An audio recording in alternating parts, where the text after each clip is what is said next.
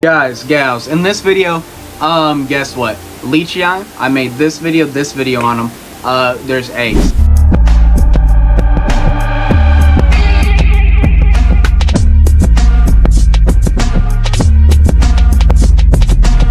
So them right here, that lovely lady proceeded to lay about 3 eggs. Now, to anyone new in the room, Anoles don't lay clutches of eggs like you see with crested geckos or other geckos or agamids. They lay 1 egg. Lay a week to 2 weeks, depends on the species, depends on how old the female is, how good she is at reproducing, all the stuff. But that's typically how this goes. So she laid 3 eggs, which means she's laying probably every 8, 10, possibly 12 days. Because of when I built the cage video and then ripped it apart to look for eggs, there was no eggs. Not in there, not in the soil, which means she hasn't laid yet at the time. But where this is all chronologically going, it's giving us this time frame. Very interesting, right? So that's where we're going at. Obviously, once these babies hatch, we're going to know a lot more about how often, what time, and you know, just everything about her eggs. Pretty much once they had, I'm gonna know a lot more. But let's talk about how I'm doing their eggs. So, to anyone who's aware, I breed things called false chameleons. Cuban false chameleons. I also have porcus now. Sub for that video. But, what I did a lot was, since they lay 1 big old egg, I used these from Dollar Tree. Spent like $5, have like 20 of them laying around in this room. And you know, small little ventilation hole to let air through so the air doesn't become stagnant and all the negative stuff. But, you know, with breeding all these new anoles, and as you saw the chameleon gecko video, there is an incubator that is getting very full very quickly.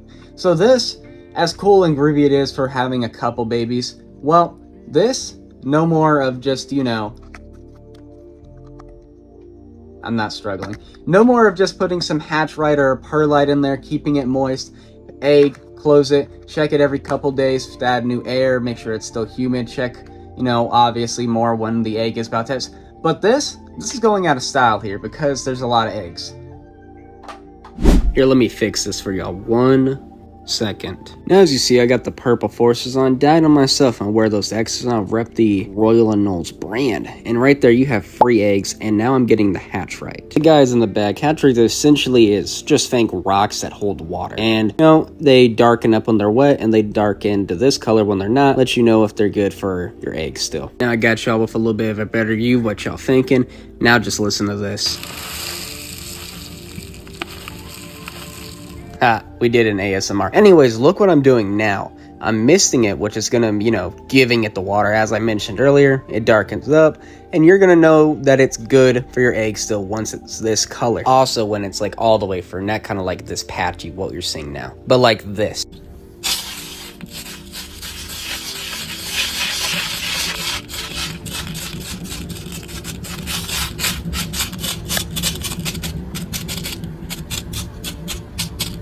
I always love hearing that mix. Anyways, you got a blurry pic of the egg. Now I put the egg in there. 1, 2, and 3. Then I look at the eggs real quick. Y'all look at the eggs. We're all happy. Wait for the Leachii eyes to cook, and then I put the lid on it, and they go straight to the ghetto baiter. What is that? It's the lineage I'm trying to find. So here's my lineage off of what I have, what you will get if you buy from me, etc., etc. This is all confirmed. 100%. Let me turn this light off.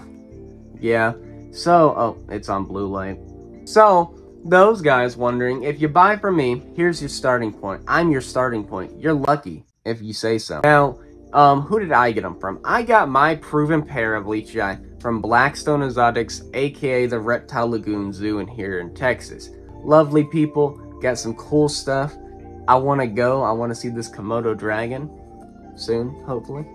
Only a couple hour drive. Texas is big, y'all. But she got them off Herp Time. Now, it's kind of hard to say if Herp Time imported this pair or bred this pair, because to my knowledge, she bought them as juvies from Herp Time. But I don't know, and it's kind of hard to say from her information, and you know, it's kind of hard to say from him because, you know, he doesn't remember. They're a pair he imported or he bred. But it honestly don't matter that much because at the end of the day, if he didn't breed them, if he imported them from Europe, Well, at the end of the day, the lineage is older than me by many, many, many years. But why should you sub to this channel? Now, as you know, I film everything. I'm almost a vlog channel at this point. I will film anything and anything I need to or want to. If I have eggs, you're gonna feed it. When I hatch babies, you're gonna watch a video on it. When I'm showing y'all how to take care of the babies you're gonna get when you buy from me, you're gonna get it. If you wanna see how I take care of my adults, I'm working on those videos. I'm building their cages and filming it. It's very fun, a lot of stuff going on. Yep. So, that's one reason you should sub. Now, this is like about sponsors. Ooh. So, who's sponsoring me? First off, I'm Cameron. I'm the owner of Royal Anoles, and I came here to personally tell y'all should DM me. Buy my stuff.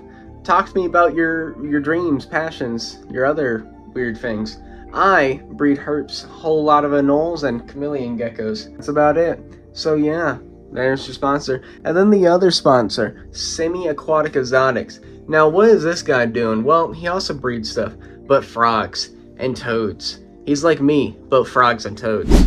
So, guys, gals, anyone here, guess what? We're gonna talk about how I actually got these eggs. So, if any of y'all know, if you breed reptiles, you probably are aware of something called a lay box. Now, what is a lay box? It's typically something like this, filled with moss or dirt with a massive hole cut in here, right? But with anoles, they don't like doing that. They don't like crawling into those environments. That's not them. You know, it's not their day. It's not very demure of them. But, guess what? There's a way. See my eyebrows under the hair, but wait, oh, you got an angle. How do us anole breeders actually get around from not using a lay box because anoles don't want to use it, and we don't want them to lay in the bottom of the enclosure, because that means you have to actually look for the egg all over the entire base, and that causes stress, and it's not fun. It's just a long process.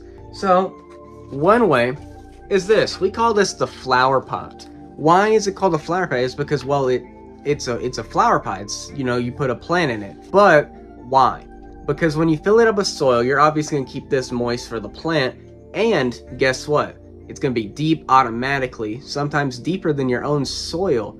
And guess what? Anoles like to lay at the base of thick things like trees or plants. So you try to tend to make this the thickest branch, or you try to mess with the soil around, say, the larger branches, so it's a little less inconvenient to lay there, where this is more convenient, and they lay here typically a lot more. That's what I do, and it works well. Another method is actually using plastic egg crate to prevent a lot of the soil. Now, if you watch the Leachii cage video, you get to see it and hear me talk about it there a bit. But for short, guess what? It's plastic egg crate. If you have it in the sides of the closure, you know, they can climb on it. But if it's in the bottom, it makes it so they can't dig there. But they can't dig there.